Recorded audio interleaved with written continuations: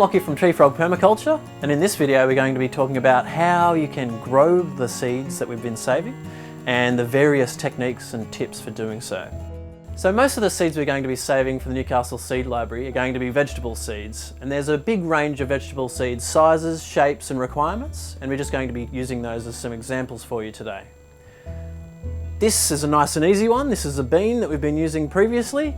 Nice big seed, readily germinatable, and the idea with planting seeds directly, if you're not going to seed them out in a punnet or something first, is you want to try and go under the soil by the longest depth of the seed. So in this case, this sort of depth, you could go slightly more, and that's just because if you think about the stored energy in that seed, it's going to have plenty of energy to push its way out of the soil and turn into a plant, basically. If you're thinking about seeds that are a little bit small, like these carrot seeds, now carrot seeds are something that I've had people have issues germinating in the past, and that's just because they're quite tiny, and if you bury them too deep, they don't have the energy to push their way out. So you need to be a little bit careful about how you operate with those. You just want to basically toss them underneath the surface and give them a light covering, and that way they can push their way through. Knowing your seed is quite handy as well. So if you look at a bean seed, it's nice and big and easy to look at, and you've got that little scar there. Now that's where the initial root is going to come from, and shortly after that the shoot. So you need to be a little bit careful of which way you orient that seed when you're putting it into the soil. Really, the best way I find is to put it where that scar is going to be out sideways, because if it wants to germinate the root down and the leaves upward, it can choose which way it's going. If you're facing that scar downward, then it's actually a long way for that shoot to go up, but a lot further. The root's going to go straight down anyway, so you just want to hedge your bets and make sure that they're going in roughly like that. It's probably not a really big deal, but worth mentioning. So there are certain seeds that have a really strong seed coat on them, and so they might actually take a lot longer to germinate if you direct seed them without any pre-preparation. So what you can do with some of those seeds, like this is a pigeon pea, and you can get them all to germinate at roughly the same time by giving them a little bit of help on the way through. Seeds with a really strong seed coat, they struggle to absorb water in a fast fashion, so you can actually accelerate that with hot water. So you can actually put that into a bowl, pour some, maybe not immediately boiled water, but just past boiling over the seed, and you might think that temperature is actually going to kill the seed. Now, if it's one of the seeds that's correct for this treatment, which has a thick seed coat, it will actually break the seed coat and allow that water to penetrate without killing the seed. If you did that treatment for something like carrot seeds, you would be killing all of the seeds with that heat treatment. So make sure you're using the correct seed treatment method with the correct seed type. If you use something like the boiling water method with something like carrot seeds, you're going to find they're all cooked and you're in a little bit of hot water when you're expecting those carrot seeds to germinate into carrots. So keep in mind that certain seeds aren't going to save very well at all in general. So there are certain things like certain seeds out of fruits that if you want to grow them, you need to be a little bit careful about when you direct seed them. So if you try and dry them out and save them, often they're actually going to go non-viable very, very quickly because they like to be seeded out fresh. Now, there's a lot of fruit seeds that are like that. You might have a lot of trouble saving seed out of a citrus, for example, because those seeds like to be germinated fresh out of the fruit. So with the seeds with thick seed coats, if you're a little bit afraid to pour boiling water over them, which I can understand, there are other ways you can do it. There's this thing called scarification. All you're really doing with the hot water is breaking the seed coat, and you can actually do that mechanically as well. So with a little bit of fine sandpaper, if you've got a few seeds with the heavy seed coat, you can actually just give them a light sanding off. So just make sure you're not sanding off the scar, the eye on the seed. Just make sure you're sanding a gap in the seed coat somewhere away from that. Then just give it a little bit of a sanding until you can see that that gap is formed. You don't want to go too far down because then you're starting to damage the actual energy storage in the seed itself. And you can kind of see there that we've just made it through the seed coat, and that will allow water to penetrate and trigger germination straight away. Depending on the seed you're using and the situation you're trying to seed into, you're going to want to either choose direct seeding into a garden or seeding into a punnet or a pot of some kind. If it's a fruit tree that you want to grow up into a larger plant, it's often going to need a little bit more babying in those early phases, and you can monitor things easier if you have them in a pot or a trough. A lot of your smaller seeds are going to produce a very delicate seedling, so often those things are going to be very easily eaten or damaged by wildlife in the garden or something.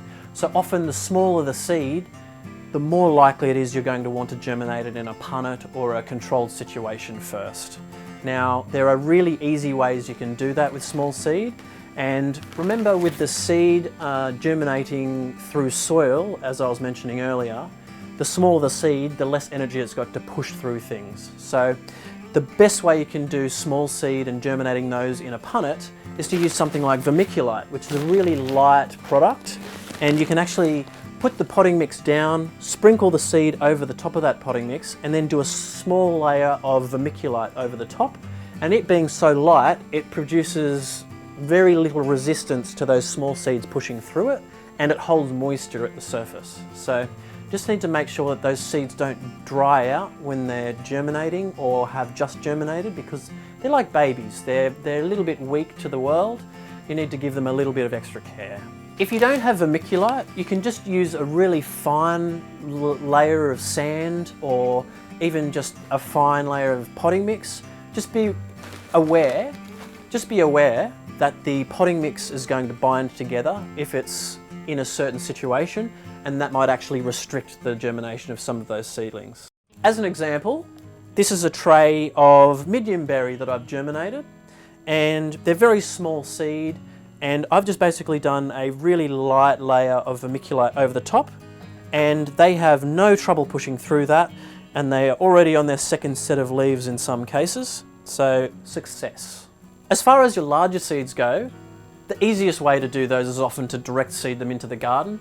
The beauty of them being they have a lot of energy to push their way out, as mentioned before, and they're a little bit more solid in their state, so they're less likely to be destroyed by a wandering slug or an animal directly after germination, and that just means they're a bit, you can remove that whole fiddly part of germinating them in a punnet beforehand. As far as selecting the seeds to grow at what time of year, you need to be a little bit aware of what likes to grow when. And in Newcastle, we are really lucky. We can grow all year round, but you can sort of divide the year into two halves as far as what seeds you're growing when. A lot of the summer things, like your tomatoes, your sweet basil, your pumpkins, they're all going to be spring germinating. And so by planting those in an autumn time, you're not going to have very good success. As far as your broccoli, your kale, your cauliflowers, cabbage, onions family, so garlic and all of those things, they're winter preferring plants. So basically, if you're trying to grow those in spring, then they're going to have a little bit of an issue as well.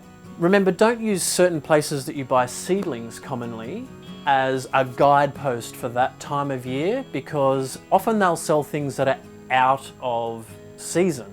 Now, if things are out of season, they might look good as the seedlings when you buy them, but when you bring them home and put them in the garden, they're going to go through a little bit of shock, or a lot of shock.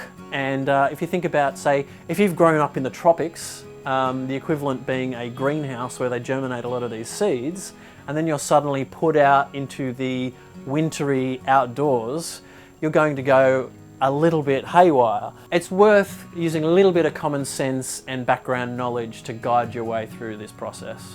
Different plants are going to like different levels of sunlight. You've got to make sure that you're putting your seeds and your seedlings somewhere where they want to grow. One of the ways you can do this is if you have access to a lot of seed, you can actually do a few little experiments. So for something like carrot seed, carrots like a lot of sun, but they can get away with a certain amount of hours of sun in the day. If you direct seed carrot seed over a bed, which might have a range of different sun exposures over the bed, you might actually see where some of those carrots are germinating really well and some of them aren't. So that's a good indicator of where those seeds would be preferring to grow. That way you can apply that to the other beds in your garden and you can put them in the right level of sunlight. So as far as direct seeding these things, peas are a fairly easy one. They only have to go about 1 centimetre under by the size of the seed. Do a little divot, try and zigzag it if you can, stagger them a little bit and then pop them down. Now they can just be under the surface for that because they've got a little bit of mulch available.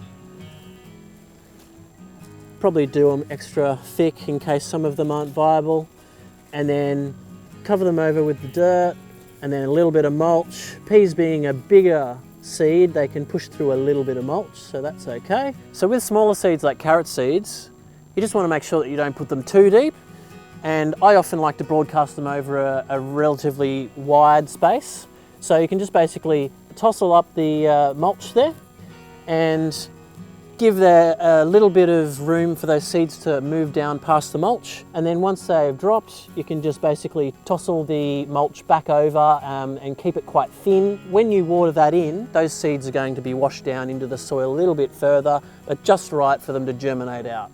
Things like root crops, like I mentioned, your carrots, beetroots, things like tomatoes, pumpkins, they all like a lot of sun. So if you're planting them in a shady place, they're not going to do so well. They might not even germinate properly. As far as things like leafy greens go, things like silver beet, spinach, they're not producing something that requires a whole lot of energy from the sun, and you'll actually get bigger leaves if they're growing those leaves in a lower light space. So it can be a very good way to go to actually seed those things out in some of the spots that have less light available, and that means you're going to get more leafy green, because basically they're trying to increase their surface area to get the light that they're struggling to get. And a lot of our situations in suburbia, there's a lot of buildings and trees in the way, and knowing those things can make the best use of your space. So I mentioned not letting your seedlings dry out because they're quite sensitive at that age and they will die. Now you don't want to overwater them either, because often those seedlings are quite sensitive to excess humidity and excess moisture, and they can rot quite readily. So it's worth maintaining a moderate amount of moisture, making sure they don't dry out, but making sure you're not drowning them either. So when you direct seeding, in order to not let the plants dry out when they're young and just germinated, give them a good water once a day or every second day, and as they grow up a bit, you can actually spread out the amount of watering that you give them to every few days to once a week. And as they grow, when they're a bit older, you want to try and not water them every day, because you want them to encourage their roots to grow out, and they'll become stronger plants if they're looking for a little bit of moisture and nutrient. If you provide it all right where the seed was growing, then they're going to become very lazy like some humans, and they're not going to want to go out and go to work and produce food for you. So keep that in mind. So if you're direct seeding something en masse, like say with carrots, and you're sprinkling those carrot seeds over the entire breadth of a bed, as they germinate, if they're a little bit too close together when they're germinating, you can actually harvest the weaker looking plants and eat them as baby carrots as they grow up, and that then allows the strongest carrots to grow up, and eventually the very strongest plants are what you're going to keep and let go to flower and collect the seeds from. And doing that generation after generation means you're actually generating a much stronger and more resilient vegetable for your area. So it's very worth doing that way, and it's one of the main benefits of seeding direct rather than using a very small, much smaller amount of seed in something like a punnet where you're basically going to be planting out every plant that you get to grow. I have a saying, mulch or die. Mulch is that important. However, you have to be a little bit careful about how thick it is when you're direct seeding with seeds. So if you think about what I was saying about how much soil is above the seed with the seed depth, that mulch is actually adding a little bit of height onto what they have to push their way through. So while you want mulch there, try and make it a lot thinner, particularly if they're small seeds. Bigger seeds aren't going to have a really big problem, but just be aware that the small seeds are going to have trouble pushing through it, and then as they grow up a bit, you can thicken the mulch up around the existing plants. As far as mulch types are concerned, you probably want to steer away from things that are really high density carbon, because what they're going to do is suck nitrogen out of the soil as they break down. So I quite like using things like sugarcane mulch, which is quite a light mulch, and it's light in colour as well, which reflects a lot of light, and that's very beneficial, particularly over summer. It protects the soil from the UV, which actually sterilises the soil and causes the soil to decline in value and nutrition. But otherwise, very good for applying a thin amount of that around your young seeds. It's quite a light mulch, and seeds have no trouble pushing their way up through that. So that's the last one for this seed saving video series. If you've missed any of the videos, you can find them on the Newcastle Library's website. The Seed Library wouldn't happen without volunteers from the community.